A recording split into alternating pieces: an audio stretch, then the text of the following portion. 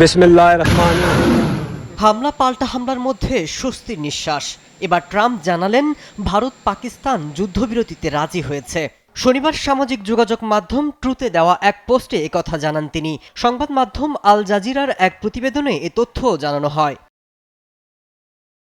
ট্রাম্পের ভাষ্য অনুযায়ী মার্কিন মধ্যস্থতায় দীর্ঘ আলোচনার পর পূর্ণ এবং তাৎক্ষণিক যুদ্ধবিরতিতে সম্মত হয়েছে উভয় দেশ। অবশ্য ট্রাম্পের এই দাবির বিষয়ে ভারত এবং পাকিস্তান সরকারের পক্ষ থেকে এখনও কোনো বান্ডেল থাকলে প্রতি সেনমানিতে টাকা বাঁচবে। বিকাশ সেনমানি বান্ডেল কিনে জিতুন প্রতি লেনদেনে। আনুষ্ঠানিক মন্তব্য আসেনি। এর আগে শনিবার ভোরে পাকিস্তানের হামলায় কার্যত ধ্বংসস্তূপে পরিণত হয় ভারতের বেশ কয়েকটি স্থাপনা। লক্ষ্যবস্তু করা হয় ক্ষেপণাস্ত্র মজুতগার এবং একাধিক সামরিক স্থাপনা। এমন অবস্থায় ভারতের ৩ বাহিনী প্রধানের সাথে বৈঠকে বসেন নরেন্দ্র মোদী। এ সময় নিজেদের সক্ষমতা নিয়ে মোদীকে অবহিত করেন নিরাপত্তা কর্মকর্তারা।